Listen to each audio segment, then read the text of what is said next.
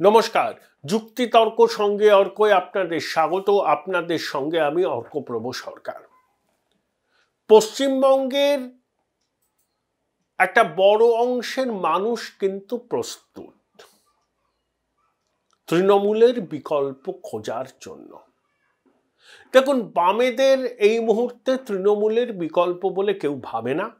বাম নেতারা ভাবতে পারেন তারা বিকল্প, তারা আবার আসবেন। 100 বছরে বামেরা এখানে ক্ষমতায় আসবেন না, মার্ক মাই ওয়ার্ড। কারণটা খুব সিম্পল।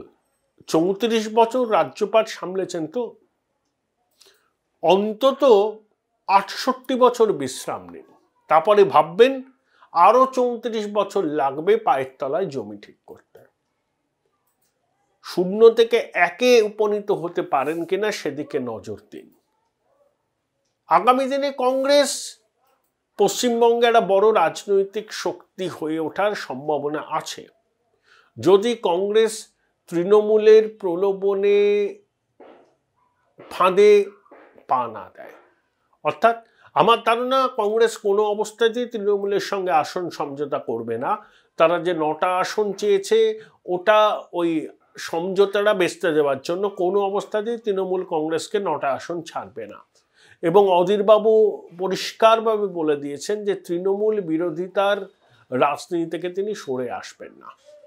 এবং অধীরবাবু জানেন যে তৃণমূলের সঙ্গে জোট হলেও তাকে হারানোর জন্য তৃণমূল চেষ্টার কোনো কসুর করবেন না। তো তাহলে বিকল্পটাকে, অধিকাংশ তৃণমূল বিরোধী মানুষ এই রাজ্যে বিজেপিকে তৃণমূলের বিকল্প বলে এখন মনে করেন। কিন্তু বিজেপি কি এই তৃণমূল বিরোধী জনতার আস্থা অর্জন করতে পেরেছে? পরিষ্কার করে এর কোনো উত্তর হয় না। অনেকে বলতে পারেন আস্থা অর্জন করেছে, সেই জন্যই তো 38% ভোট পেয়েছে। আবার অনেকে বলতে পারেন না, আস্থা অর্জন করতে পারেনি। আমি কতগুলো বিষয় আপনাদের সামনে বলি, তাহলে আপনারাই এই উত্তরটা পেয়ে যাবেন। অমিত শাহ, জেপি নাড্ডা একসঙ্গে কলকাতায় এলেন, 24 ঘন্টার কর্মসূচি একসঙ্গে সবকটাতে থাকলেন, এবং নিউ টাউনের ওই হোটেলে যে বৈঠক হলো সেই বৈঠকে অমিতজি, ওখানে একজন ছিলেন যার সঙ্গে আমার কথা হয়েছে, অসন্তুষ্টই ছিলেন। দেখুন, ভোট লুট, সন্ত্রাস, এইসব অভিযোগগুলো বাম জমানাতে তৃণমূল করত, কিন্তু তৃণমূল লড়াই সংগ্রাম আন্দোলনের মধ্যে দিয়ে সিঙ্গুর নন্দীগ্রামকে পুঁজি করে হরেক কিসিমের বাম এবং অবশ্যই কংগ্রেসের সহায়তায় 2011 সালে বামেদের এখান থেকে উঠিয়েছিল। কিন্তু মমতা বন্দ্যোপাধ্যায় রাস্তাতেই ছিলেন, তার আপোষহীন সিপিএম বিরোধিতার ডিভিডেন্ড তিনি পেয়েছেন। তাই বিজেপির কেন্দ্রীয় নেতৃত্বের বক্তব্য শুধুমাত্র সন্ত্রাস, ভোট লুট এই কথা বলে নিজেদের দায় এড়াতে পারেন না বিজেপির রাজ্য নেতৃত্ব। তাহলে ভোট লুট ঠেকাতে, সন্ত্রাসকে রোকবার জন্য প্রয়োজনীয় সংগঠন তারা কেন গড়ে তোলেনি? 2, রাজ্য থেকে বিজেপি যে কজন সাংসদ নির্বাচিত হয়েছেন, কয়েকজন বাদ দিলে অধিকাংশই নিজেদের কনস্টিটিউয়েন্সির সেভাবে দেখভাল করেন না। আচ্ছা, কেন্দ্রীয় সরকারের কতগুলো প্রকল্প আছে মানুষের জন্য? বিকশিত ভারত সংকল্প যোজনা বলে কেন্দ্রীয় সরকারের প্রকল্পগুলোর কথা জানিয়ে গ্রামে গ্রামে গাড়ি খুঁজছে। কজন বিজেপির রাজ্য নেতা এবং কেন্দ্রীয় ওই সাংসদ জানেন? প্রশ্ন তুলেছেন অমিতজি। তাই 1 জানুয়ারি থেকে ছুটি বাতিল।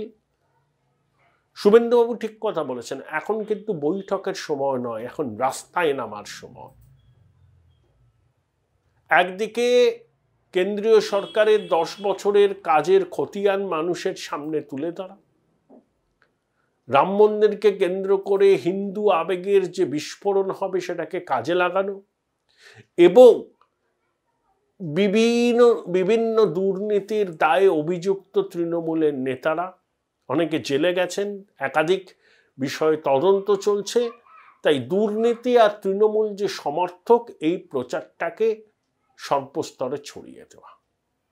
তাই এখন বসে থাকার কথা নয়, বসে থাকার সময় নয়, রাস্তায় রাস্তা দেখাবে বিজেপি। এসব আমরা বলি মিটিং, ওরা বলে বৈঠক। বৈঠকের সত্যি কিন্তু এখন সময় শেষ।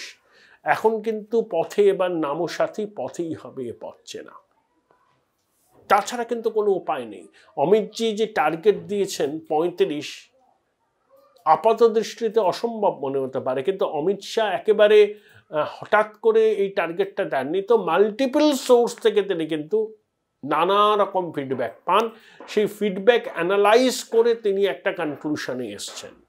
কঠিন টার্গেট, আপাত অসম্ভব মনে হলেও যদি ঠিকভাবে মানুষের প্রত্যাশাকে মর্যাদা দিতে পারে বিজেপি, তাহলে আশাতীত ভালো ফল করবে তারা।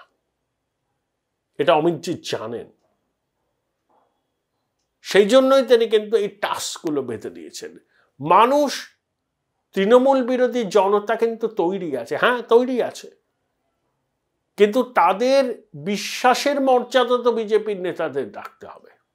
Join Indian Institute of Hotel Management now. Right choice, right decision. Sukanta বাবু, শুভেন্দু বাবু, দিলীপ বাবুকে রাখতে হবে,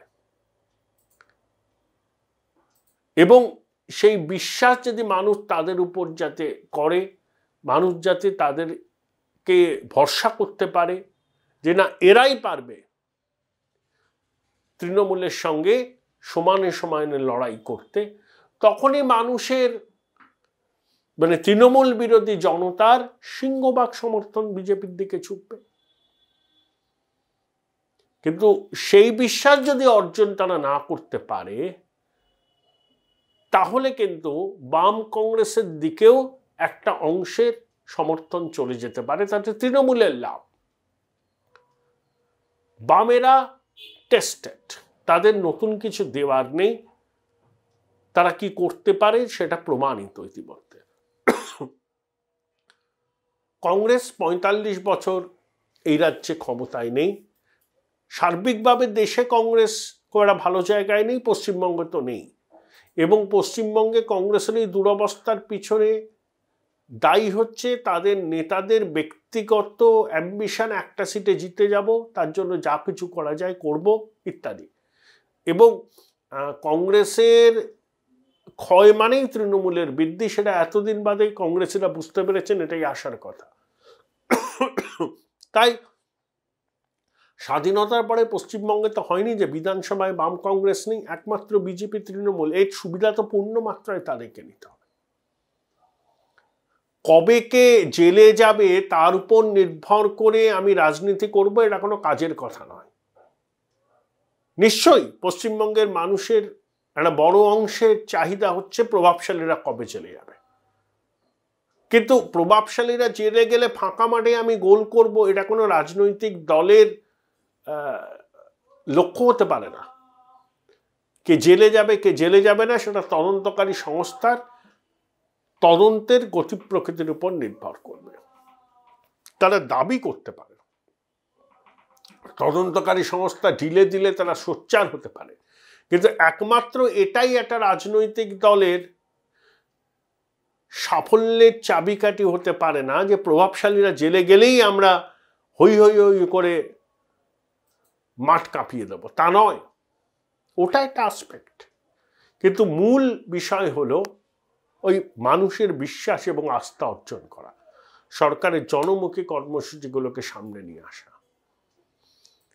এই যে দেখুন, ব্যারাকপুরে জগদ্দলের বিধায়ক সোমনাথ শ্যাম এবং ব্যারাকপুরের সাংসদ অর্জুন সিং এর মধ্যে কলতলার ঝগড়া হচ্ছে।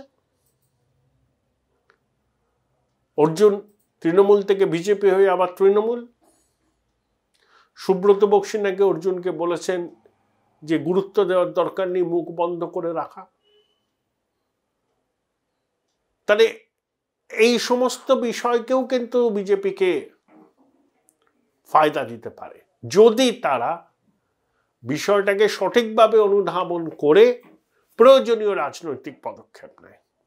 শুভেন্দুবাবু ঘুরে বেড়াচ্ছেন উত্তরবঙ্গ থেকে দক্ষিণবঙ্গ, সুকান্তবাবুও ঘুরে বেড়াচ্ছেন, দিলীপ ঘোষ নিজের কেন্দ্রে পড়ে রয়েছেন, তার পরামর্শ নিশ্চয়ই বিজেপিকে সমৃদ্ধই করবে, ক্ষতি তো করবে না। তাহলে মানুষের একটা বড় অংশ মানে তৃণমূল বিরোধী জনতার প্রস্তুত, তারা চান তৃণমূলের প্রকৃত বিকল্প। সেই বিকল্প বিজেপি হতেই পারে, হয়তো একটা অংশের মধ্যে তৃণমূলের বিকল্প হিসাবে বিজেপি প্রতিষ্ঠা পেয়ে গেছে, কিন্তু আরো জনগোষ্ঠীকে এই বার্তা, এই বিশ্বাস বিজেপিকে দিতে হবে, তৃণমূলকে হটাতে পারলে একমাত্র তারাই পারে। সেই বিশ্বাস মানুষের মনে তখনই দৃঢ়ভাবে প্রথিত হবে যখন রাজ্যের বিজেপির নেতারা মানুষ যে যে বিষয়গুলোকে চায় হাইলাইটেড করতে, সেই বিষয়গুলো নিয়ে তারা পথে না। এবং একই সঙ্গে কেন্দ্রীয় সরকারের প্রকল্প 10 বছরের মানুষের কাছে পৌঁছে দিতে হবে। ওই যে শুধু সন্ত্রাস, ভোট লুট হয়ে গেছে, এই অজুহাত দিলে তো হবে না। হ্যাঁ, দুর্নীতির তদন্ত হবে, তদন্তকারী সংস্থা করবে। আপনি তদন্তকারী সংস্থার কাজকর্ম নিয়ে সন্তোষ অসন্তোষ সবই প্রকাশ করতে পারেন, কিন্তু প্রভাবশালীরা জেল যাত্রা হলেই বিজেপি এখানে দারুণ ফল করবে, এই ধরনের ব্যাখ্যা খুব সরল সহজ। রাজনীতির জটিল আবর্তে এই ব্যাখ্যা খুব একটা খাপ খায় না। অনেকগুলো ফ্যাক্টর কাজ করে কোনো রাজনৈতিক দলের সাফল্যের পিছনে। রাজ্য বিজেপির নেতারা যদি এই বিষয়গুলো অনুধাবন করেন, তাহলে বাংলার মানুষের বড় অংশের প্রত্যাশা তারা মেটাতে পারবে।